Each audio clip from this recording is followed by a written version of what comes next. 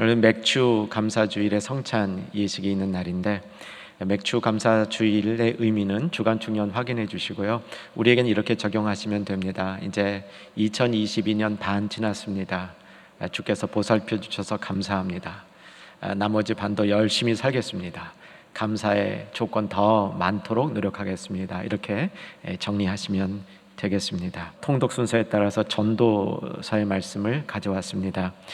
전도서 3장 11절 말씀은 제가 전도서 전체 중에서 가장 좋아하는 말씀이고, 아마도 우리 충영가족들 또 하나님의 백성들이 사랑하는 구절이라 믿습니다. 조금 긴데 11절 말씀 한번 집중해서 같이 읽도록 하겠습니다. 준비되셨죠? 읽겠습니다. 하나님이 모든 것을 지으시되 때를 따라 아름답게 하셨고 또 사람들에게는 영원을 사모하는 마음을 주셨느니라. 그러나 하나님이 하시는 일의 시종을 사람으로 측량할 수 없게 하셨도다. 이 말씀이 있는 자리는 어디냐면 전도서 3장 1절부터 보시면 범사의 기한이 있고 천하 만사가 다 때가 있나니 해가지고 여러 때들이 있다고 얘기합니다. 그래서 하나님의 일들은 때가 되어야만 이루어진다라고 말씀하시는 것이죠. 이 말씀에 담겨 있는 깊은 신학적인 의미가 있는데, 그것은 하나님이 때를 주관하시는 분이라, 이런 뜻입니다. 여러분 믿어지십니까? 그리고 때를 관장하시는 분이 가장 강한 분입니다. 절대 강자는 때를 주관하는 분이라는 사실이죠. 여러분, 힘, 돈, 권력 이런 거 다 시간 앞에 아무것도 아닙니다. 시간이 지나면 그냥 다 사라지는 것이죠. 우리의 외모 또한 그렇습니다. 이 세상의 모든 것들은 유통기한이 있는 것들이죠. 그런데 때를 관장하시는 하나님은 영원하신 분이다. 때를 관장하시는 하나님이 세상의 통치자요 창조자이시다. 이런 성경의 선포를 오늘 본문이 담고 있다는 얘기죠. 때에 관한, 특별히 하나님이 모든 때를 주관하신다는 것에 관한 중요한 가르침이 다니엘서에서 나옵니다.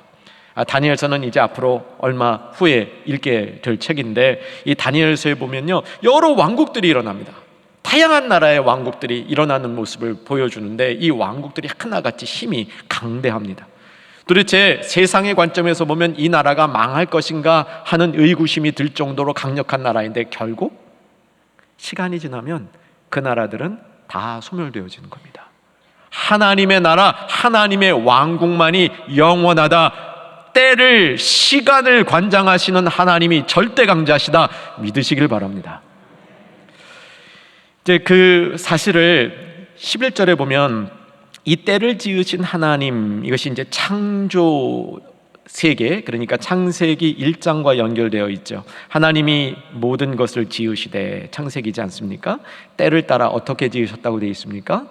아름답게 지으셨다. 창세기 보면 하나님이 세상을 창조하시죠. 창조할 때, 창조가 끝날 때마다 보시기에 어땠더라? 좋았더라. 인간을 창조하시고는 보시기에 심히 좋았더라. 이 좋았더라라는 말과 아름답다라는 말은 어휘적으로는 동의어가 아니지만 의미적으로는 동의어입니다. 하나님이 세상을 지으시고 보시기에 좋았더라. 하나님이 때를 따라 아름답게 하셨고, 때를 따라 하나님이 아름답게 하신 그 모습, 그것을 구체적으로 전도서 기자가 설명하고 있는데, 사람들에게 영원을 사모하는 마음을 주셨다. 영원입니다. 영원한 것을 사모하는 마음을 인간 속에 남겨두셨다는 겁니다. 여러분, 하나님의 백성이시기를 바랍니다. 하나님의 백성의 마음 속에는 영원한 것을 사모하는 마음이 있다는 겁니다. 여러분 있으십니까? 나는 너무 지금 현실에만 매여서 사는 것 아닙니까? 내가 고민하고 나를 얽매이는 수많은 것들이 얼마 있다가 없어질 별것 아닌 현실의 일들이라면, 하나님이 우리를 아름답게 지으셨을 때, 때를 관장하시는 어마어마한 절대강자 하나님이 우리를 아름답게 지으셨을 때, 우리 안에 영원한 것을 사모하며 그것을 따라 살고 싶은 마음 주셨다는 사실을 기억하셔야 할 줄로 믿으시기 바랍니다. 이게 우리의 회복의 큰 밑거름이 되는 것이죠. 자, 이 솔로몬 전도서의 기자입니다. 지혜자라라고도 자기를 이름하고요, 전도자라라고도 이름을 합니다. 지혜와 복음을 전도하는 그런 능력도 있고, 무엇보다도 가장 강력한 왕 중의 하나로서 절대 권력을 가지고 있었던 이 솔로몬은 인생이 어떻게 되면 가장 행복할 것인가, 이것을 추구하며 살았습니다. 그는 하나님이 세상을 창조하셨다는 사실을 믿고, 선하고 아름답게 창조하셨다는 사실을 믿고, 자기에게 주어진 모든 것을 가지고 지극히 행복한 일을 어떻게 이룰 것인가 평생 고민했고, 전도서의 내용 중에 그가 고민한 내용이 가득 담겨 있습니다. 이 참 솔로몬요, 대단한 사람이죠. 좀 부러울 게 없습니다. 이 세상 사람들이 정말 평생을 통해서 한 번만 이루고 싶어 하는 영역들이 있는데, 그 영역들을 한 영역이 아니라 한 7가지 8가지 영역에서 그냥 다 이룬 그런 특별한 인물이었습니다. 이게 전도서 내용입니다. 그가요, 공부를 열심히 했답니다. 그래서 최고 중에 최고인 지식가, 학자가 되었답니다. 그러고 나서 하는 일이 헛되다라고 얘기를 합니다. 두 번째, 그는 요즘 사람들처럼요, 그냥 즐거운 일만 하고 살려고, 신경 쓰이는 일은 잃지 안 하고 즐거운 일만 하고 살려고 그렇게 또 살았답니다. 살아보니까 그것도 헛되다라고 얘기를 합니다. 세 번째는요, 술을 좋아해서 온갖 맛있는 술 다 마셔봤는데 그것도 헛되고, 소유를 늘려서 가질 수 있는 것만큼 다 가져봤는데 그것도 아니고, 아내를 많이 두었는데 그것도 아니고, 내 마음에 원하는 것은 무엇이든지 할 수 있는 권력을 가져봤는데 그것도 아니라고 얘기를 합니다. 그리고 오늘 그가 내린 정말 인생의 행복의 또 다른 영역이 누구나 삶의 현장 속에서 경험할 수 있는 일상의 작은 일 가운데 있었음을 우리에게 알려주고 있다는 사실입니다. 여러분, 심오한 것을 추구하시기 바랍니다. 하나님이 우리에게 성령을 주시고 지혜를 주셔서 깊은 곳까지로 깨달을 수 있는, 정말 깊은 곳까지도 깨달을 수 있는 능력을 하나님의 백성에게 주셨습니다. 그런데요, 가다 보면 아무리 깊은 곳에 가도요, 안 되는 영역이 있어요. 이건 도저히 인간의 한계로서는 안 되는 영역이 있구나. 여러분, 이런 일들에 마주칠 때에 실망하지 마시기 바랍니다. 여러분, 오늘 꼭 그렇게 지극한 선을 추구하거나 고상한 지식을 추구하는 게 아니라 그냥 일생의 삶에 살다가 정말 내가 이렇게 살면 안 되겠구나, 내 인생의 벽에 부닥쳤구나, 한계에 부닥쳤구나, 그러면 내 삶의 행복은 어디 있는가, 이 고민을 하시는 분들이 있다면 오늘 솔로몬의 지혜를 받으시기 바랍니다. 아주 작은 곳에 별것 아닌 것 같은 일에 인생의 행복이 있다고 얘기해 주고 있는 것이죠. 이 행복을 붙들었으면 좋겠습니다.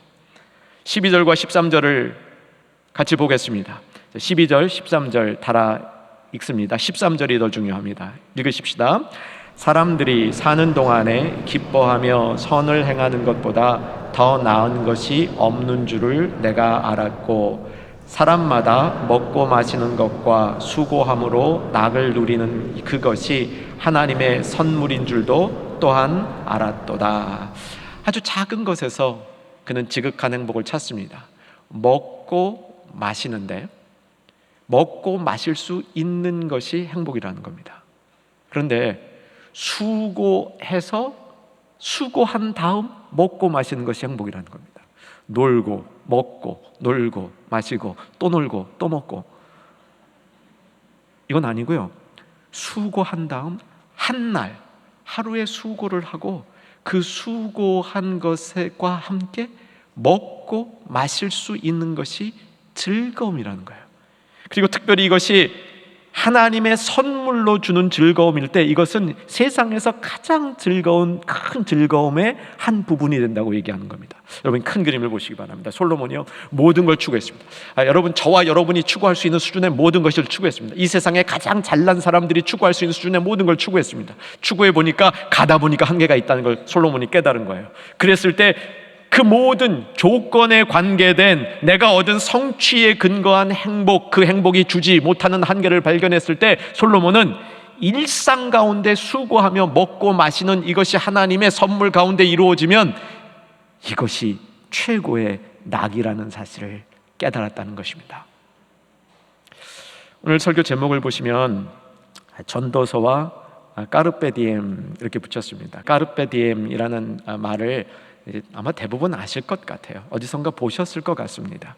지금 당장 이 말이 뭐지 해도 제가 금방 설명하면 그거였구나 연결이 되실 거예요. 라틴어죠.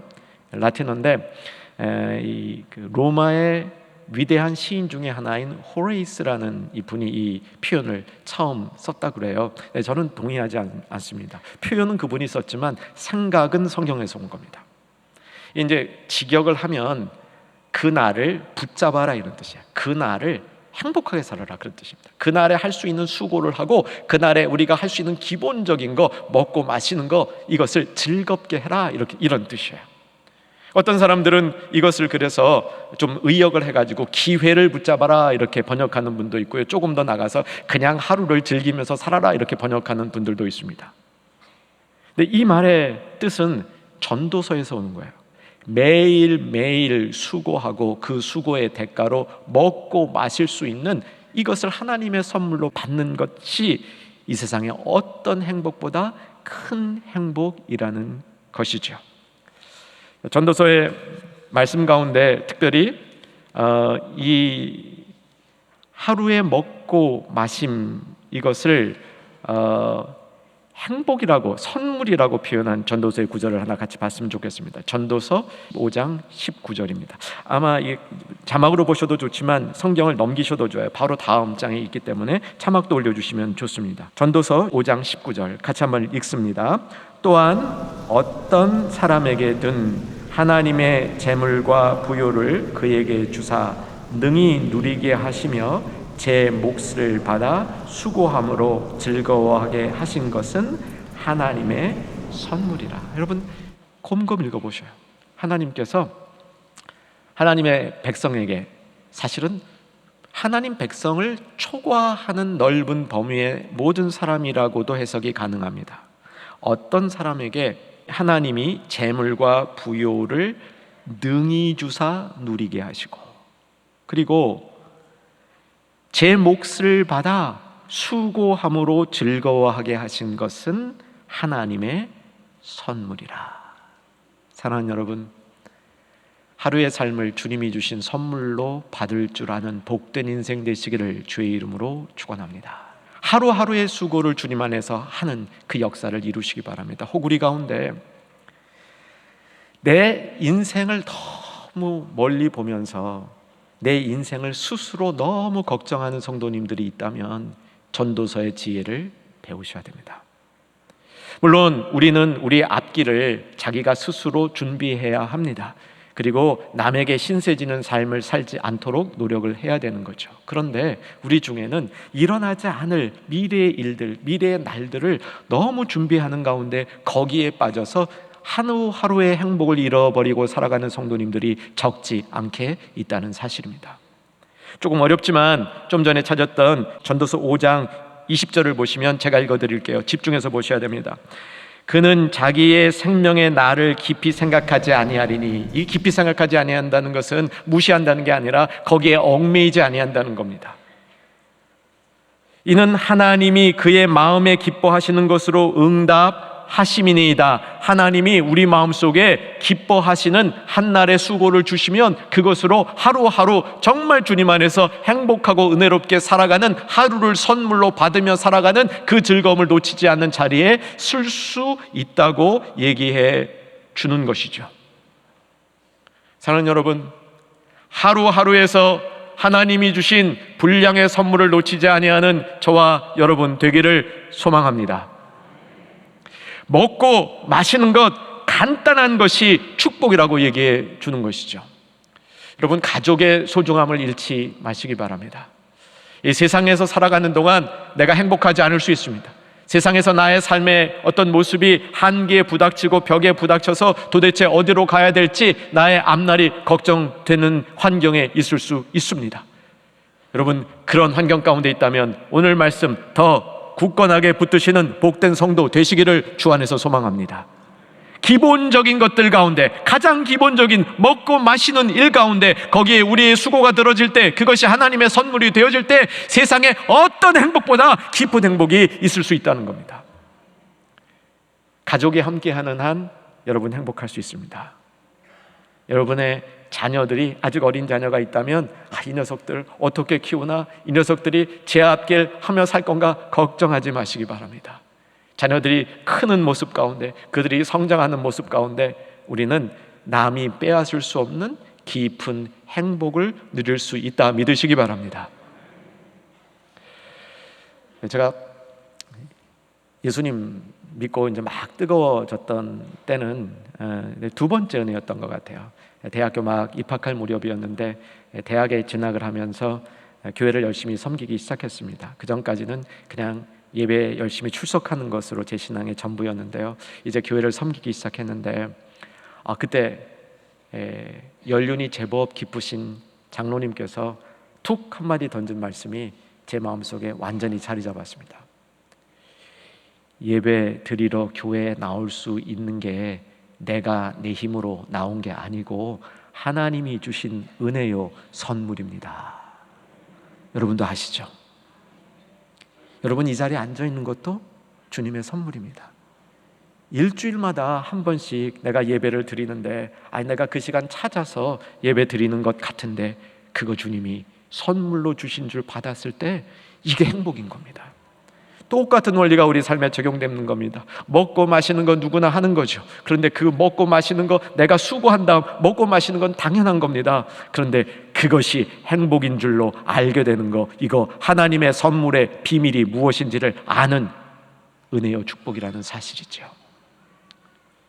이제 말씀을 정돈합니다. 전도서 기자는 수고하여 먹고 마시는 것이 인생의 참 행복이라는 것을 자신이 많은 노력을 통해서, 여러 가지 연구를 통해서, 그가 가진 많은 지위와 하나님이 주신 특별한 은사를 통해서 깨달았는데 이게 온전한 깨달음이 아니었습니다. 여러분, 먹고 마시는 것이 세상에 제일 큰 행복이 되는 이유는 예수님이 자기 자신을 내어주신 그 떡을 먹고 그 피를 마실 때, 그때 그 먹고 마심이 우리에게 영원한 생명이 되어서 그 먹고 마심이 전도서 기자가 희미하게 구약에서 본 일을 예수님 안에서 성취된 일이라는 사실을 오늘 분명히 깨달았으면 좋겠습니다. 그리고 오늘 그 마음으로 성찬에 임할 때 성찬 중에 마시는 잔과 먹는 떡이 우리에게 생명을 주는 놀라운 역사를 일으킬 줄로 믿습니다. 예수님이 말씀하셨습니다. 내 살을 먹고 내 피를 마시는 자는 영생을 가졌고 마지막 날에 내가 그를 다시 살리리니 내 살은 참된 양식이요 내 피는 참된 음료로다. 같이 한번 요한복음 찾아봤으면 좋겠는데요. 154쪽입니다. 자막도 뜰 테인데 요한복음 154쪽, 요한복음 6장 53절에서 56절까지입니다. 같이 한번 이 말씀을 쭉 읽어나갔으면 좋겠습니다. 그럴 때 정말 먹고 마시는 이 복이 어떤 복인지를 우리 마음속에 다시 한번 성령께서 감동을 주실 것입니다. 제가 먼저 읽습니다. 예수께서 이르시되 내가 진실로 진실로 너희에게 이르노니 인자의 살을 먹지 아니하고 인자의 피를 마시지 아니하면 너희 속에 생명이 없느니라. 54절 여러분 읽겠습니다. 내 살을 먹고 내 피를 마시는 자는 영생을 가졌고 마지막 날에 내가 그를 다시 살리리니 계속 내 살은 참된 양식이요 내 피는 참된 음료로다. 56절 내 살을 먹고 내 피를 마시는 자는 내 안에 거하고 나도 그 안에 거하리라. 여러분, 오늘 성찬을 대하면서, 오늘 말씀을 대하면서 이런 결단을 한번 해봤으면 좋겠습니다. 우리는 수도 없이 먹고 마시는 삶을 계속합니다. 그 먹고 마시는 삶을 계속하는 가운데 우리가 생명을, 주님이 주시는 그 생명을 우리 안에 두어서 그 생명으로 살아버리라. 이 세상에 먹고 사는 문제가 아니라 주님이 주신 그 생명으로 내가 살리라. 그 생명을 매일같이 먹고 마시리라. 그 생명으로 살리라. 오늘 이 결단이 있는 이 시간이 되기를 주 안에서 소망합니다. 주님께서 친히 공급해 주신 생명을 먹고 마시며 사는 사람의 삶은 질이 다를 수밖에 없습니다. 생명을 먹고 마시는 특별한 축복이 우리에게 임하기를 주의 이름으로 축원합니다.